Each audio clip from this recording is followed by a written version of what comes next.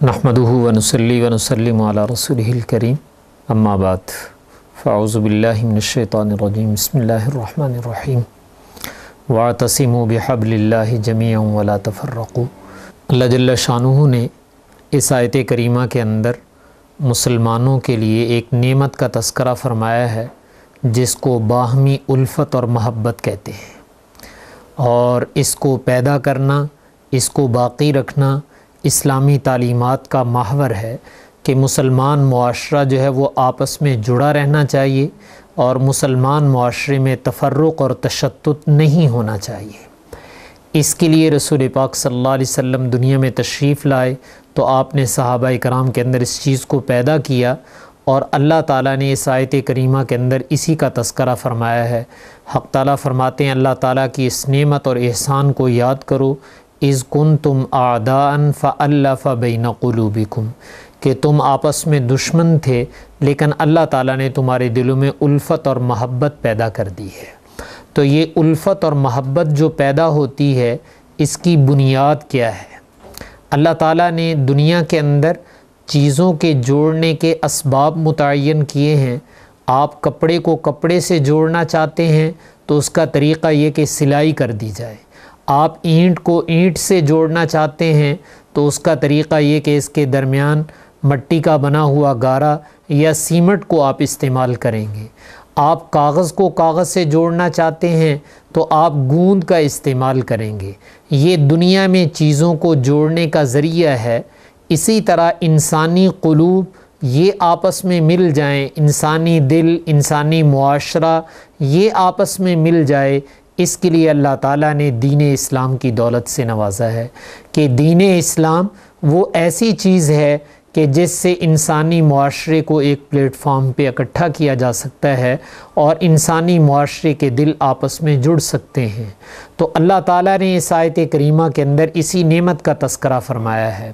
کہ مسلمان معاشرہ وہ آپس میں جڑا ہوا ہونا چاہیے، کٹا ہوا نہیں ہونا چاہیے، اور اگر خدا نخواستہ آپس میں کٹا ہوا ہو تو اس کی نحوست بہت پڑتی ہے۔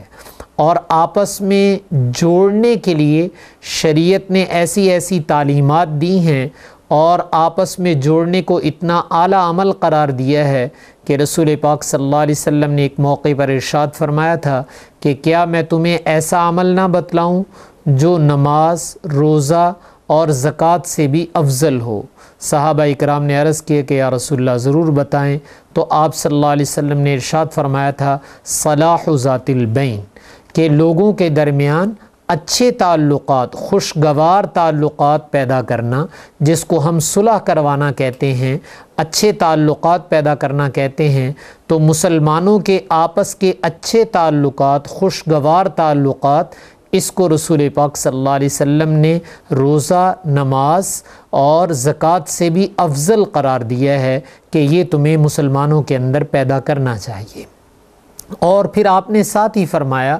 کہ فساد ذات البین، کہ اگر آپس کے تعلقات اچھے نہیں ہوں گے، آپس میں قدورتیں اور کینے ہوں گے، تو آپ نے فرمایا ہی الحالقہ، کہ یہ تمہارے دین کو مونڈ کے رکھ دے گا۔ آپس کے ناخوشگوار تعلقات جو ہیں وہ دین کے ختم کرنے کا ذریعہ بن جاتے ہیں۔ تو حق تعالیٰ مسلمانوں کے اچھے تعلقات کو پسند فرماتے ہیں، اور مسلمانوں کے ناخوشگوار تعلقات، ناگفتہ بے تعلقات، آپس میں کینہ اور عداوت ہونا، اس کو اللہ تعالیٰ پسند نہیں فرماتے۔ تو اس کو رسول پاک صلی اللہ علیہ وسلم نے فرمایا تھا کہ اگر آپس میں تمہارے ایسے تعلقات ہوں گے جو فساد پر مبنی ہیں تو یہ تمہارے دین کو ختم کر دیں گے۔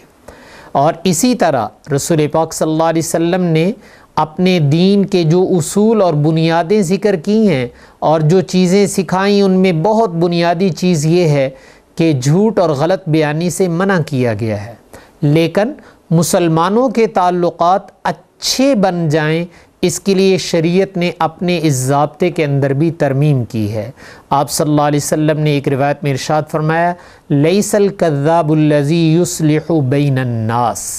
جو لوگوں میں اچھے تعلقات اور خوشگوار تعلقات پیدا کرنے کے لیے کبھی کوئی ایسی بات کہہ دیتا ہے جو ظاہر کے خلاف ہے یا واقع کے خلاف ہے. مثلا دو آدمیوں کے درمیان اچھے تعلقات نہیں ہیں، رنجش ہے، اور آپ ایک کے پاس جا کر یہ کہتے ہیں کہ دوسرا شخص آپ کا اچھائی کے ساتھ تذکرہ کر رہا تھا، حالانکہ اس نے اچھائی کے ساتھ تذکرہ نہیں کیا، لیکن آپ نے اس کی طرف سے یہ بات کہہ دی کہ وہ تو آپ کو اچھا سمجھتا ہے یا اچھائی کے ساتھ تذکرہ کرتا ہے. تو دیکھنے والا اگرچہ اس کو خلاف واقع سمجھتا ہے، لیکن شریعت کا ضابطہ یہ ہے کہ اگر تمہاری نیت یہ ہے کہ دو مسلمانوں کے درمیان کدورت ختم ہو جائے اور کینہ اور بغض ختم ہو جائے، ان کی لڑائی ختم ہو جائے اور اچھے تعلقات ان کے درمیان قائم ہو جائیں، اس نقطہ نظر کے لیے اگر تم اس طرح کی بات کہتے ہو تو شریعت کہتی ہے لیس الکذاب الذی یصلح بین الناس، لوگوں کے درمیان صلح کروانے والے، اچھے تعلقات قائم کرنے والے یہ جھوٹے نہیں ہوتے. یعنی شریعت نے اس کے اوپر سے جھوٹ کی تعریف کو اٹھا دیا ہے. تو یقیناً یہ مسلمانوں کے اچھے تعلقات، خوشگوار تعلقات، میں نے کہا یہ شریعت کا مطمع نظر ہے، اس لیے کہ جب پاکیزہ تعلقات آپس کے اندر ہوں گے اور معاشرہ مسلمانوں کا آپس میں جڑا ہوا ہوگا تو ان کی صلاحیتیں وہ دین کے احیاء پر لگیں گی، دین کو سر بلند کرنے پر لگیں گی، آپس میں اخوت اور محبت پر صرف ہوں گی. لیکن خدا نخواستہ اگر دلوں میں توڑ ہوگا تو وہ صلاحیتیں جو امت مسلمہ کے تعمیری کاموں پر لگنی چاہیے وہ آپس میں ایک دوسرے کے خلاف تخریبی کاموں پر لگ جاتی ہیں. تو اس کو آپ نے فرمایا تھا کہ آپس کے ناگفتہ بے تعلقات ہی الحالقہ، یہ تمہارے دین کو مونڈ دیں گے، یعنی تمہارا دین اس صورت کے اندر ختم ہو جائے گا.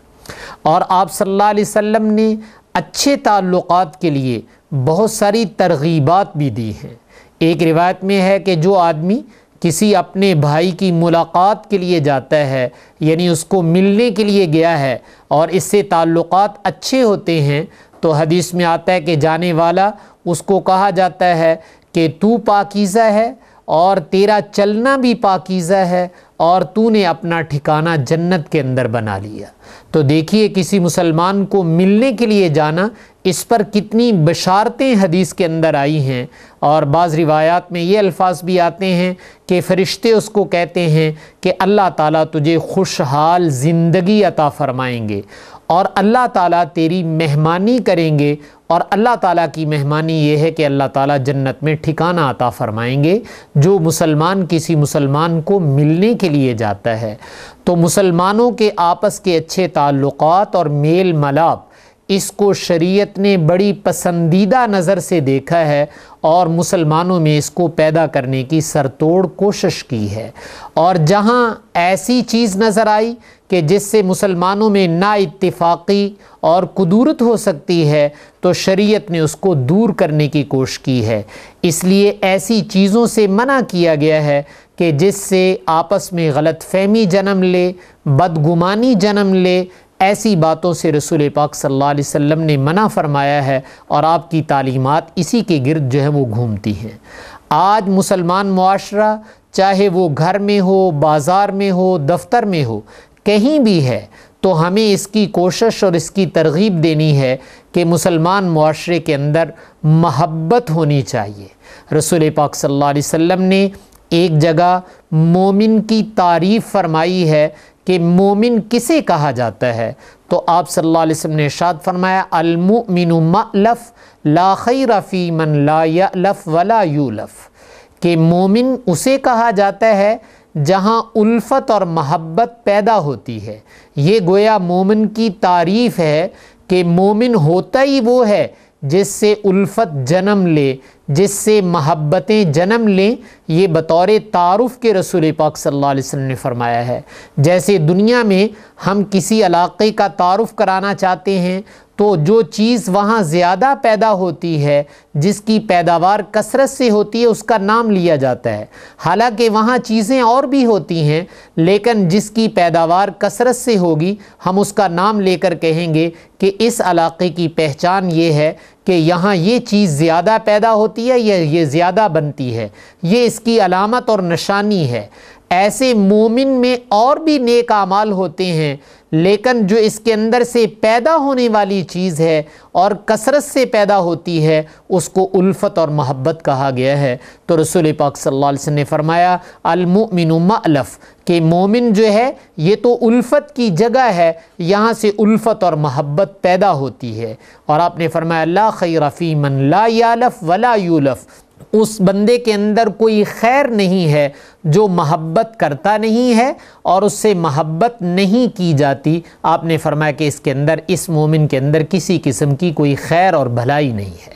تو یقیناً مسلمان معاشرے میں اگر الفت اور محبت ہے تو اس کا مطلب یہ ہے کہ آپ صلی اللہ علیہ وسلم نے جو مومن کا تعارف کراتے ہوئے الفت کو اس کی آماجگاہ بتلایا تھا کہ پیداوار کی اصل جگہ وہ الفت ہے اور اہل ایمان ہے، تو مجھے اور آپ کو اپنا جائزہ اور محاسبہ لیتے رہنا چاہیے کہ کیا ہمارے اندر سے بھی ماحول اور معاشرے کو الفت ملتی ہے یا نہیں ملتی۔ الحمدللہ ثم الحمدللہ دینی معاشرہ، اہل علم وہ اس کے لیے کردار ادا کرتے ہیں کہ لوگوں کے دل آپس میں ملنے چاہیے۔ ہمارے مدارس اور مساجد کا ماحول وہ اسی کی تعلیم دیتا ہے اور اس کا عملی مظاہرہ بھی کرتا ہے کہ ان مدارس میں آنے والے، ان مساجد میں آنے والے الگ الگ خاندانوں سے، الگ الگ قبیلوں سے، الگ الگ علاقوں سے ہوتے ہیں، لیکن آپ دیکھتے ہیں کہ وہ ایک ہی مسجد میں ایک ہی امام کے پیچھے جمع ہیں، ایک ہی امام کی دینی بات کو سن رہے ہیں اور اس کے ساتھ اپنا لگاؤ اور تعلق رکھتے ہیں۔ تو یہ دین اس بات کی گارنٹی دیتا ہے کہ جب بھی انسانیت کو جمع کیا جائے گا تو اس کی بنیاد دین بنے گی۔ اگر آپ علاقائیت،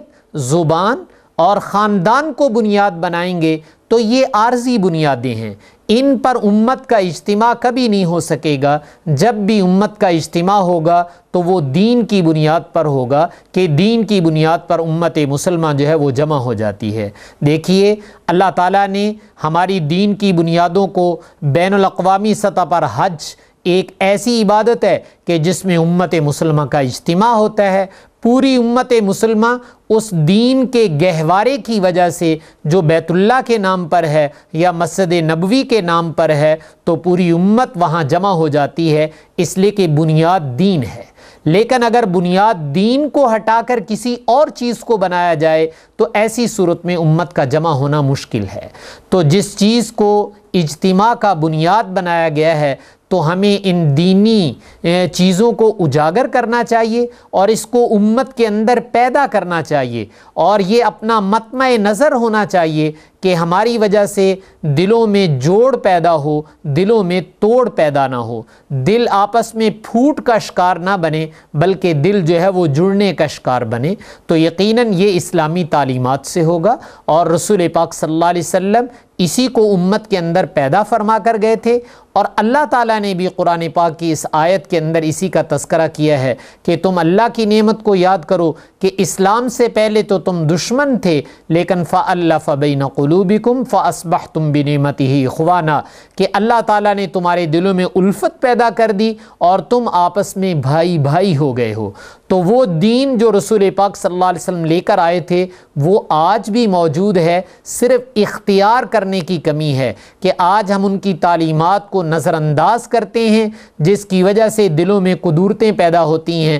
اور ہمارا ماحول اور معاشرہ وہ توڑ کا ذریعہ بن جاتا ہے۔ اگر ہم اس دین کو اختیار کر لیں تو یہ گارنٹی ہے کہ اس دین کی برکت سے دلوں میں الفت اور محبت کو اللہ تعالیٰ پیدا کر دیں گے، اور اللہ تعالیٰ کو مسلمانوں کی یہ الفت اور محبت بہت زیادہ پسند ہے۔ آپ حیران ہوں گے کہ مسلمانوں کی یکجہتی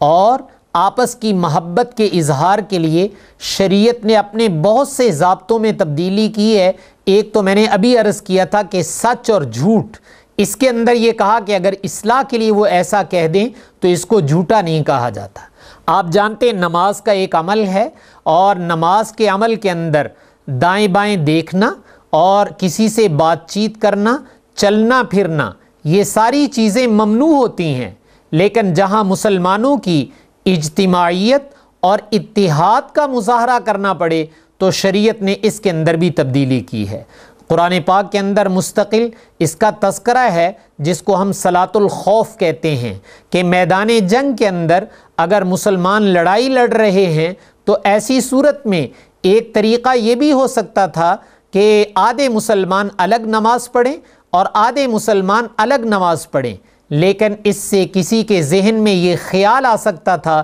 کہ شاید یہ الگ الگ ہیں جو ایک دوسرے کے پیچھے نماز نہیں پڑھ سکتے۔ یہ جو ظاہری تفرق اور تشدد کی ایک صورت نظر آتی تھی، شریعت نے اس کو بھی پسند نہیں کیا اور نماز میں چلنے پھرنے کو جائز قرار دیا، اور حکم یہ دیا کہ ایک گروہ پہلے اس امام کے پیچھے آ کر نماز پڑھے اور ایک رکعت پڑھ کر وہ واپس چلا جائے اور جا کر ہتھیار سنبھال لے، اور دوسرا اور دشمن کے سامنے ہو جائے، اور دوسرا گروہ واپس آئے اور واپس آ کر جو ہے وہ اس امام کے پیچھے نماز پڑھے، تاکہ کوئی دیکھنے والا یہ محسوس نہ کرے کہ ان کے درمیان کوئی عداوت یا دشمنی یا آپس میں کوئی پھوٹ ہے کہ یہ ایک امام کے پیچھے نماز نہیں پڑھ سکتے۔ تو مسلمانوں کے اتفاق اور اتحاد کا مظاہرہ کرنے کے لیے شریعت نے نماز جیسے عمل میں چلت پھرت کو تو قبول کیا ہے، آنے جانے کو تو قبول کیا ہے اور اپنے حکم میں تبدیلی کی ہے، لیکن مسلمانوں کے بارے میں کسی کو یہ شائبہ ہونے لگے کہ یہ آپس میں متحد نہیں ہے، اس کو شریعت نے برداشت نہیں کیا ہے۔ تو جس سے مجھے اور آپ کو اندازہ ہوتا ہے کہ شریعت کی نگاہ میں مسلمانوں کا اتفاق اور اتحاد کتنا ضروری ہے، اور یہ تعلیمات میں نے عرض کیا کہ آج پھیلانے کی ضرورت ہے، اور اس کے پھیلانے میں کلیدی کردار جو ہے وہ امت کے علماء ادا کر سکتے ہیں۔ ویسے بھی فریضہ ہے اور اللہ تعالیٰ نے ان کو ایسے مقام پر بھی قائم کیا ہے جس کو ہم مساجد کہتے ہیں، دینی مراکز کہتے ہیں، کہ ان کے اوپر یہ آ کر اس فریضے کو بحسن و خوبی سر انجام دے سکتے ہیں۔ حق تعالیٰ سے دعا ہے کہ حق تعالیٰ مجھے آپ کو عمل کرنے کی توفیق عطا فرمائے اور امت مسلمہ کے اندر اتفاق و اتحاد پیدا کرنے کے لیے اپنی سعی اور کوشش کو بروئے کار لانے کی توفیق عطا فرمائے۔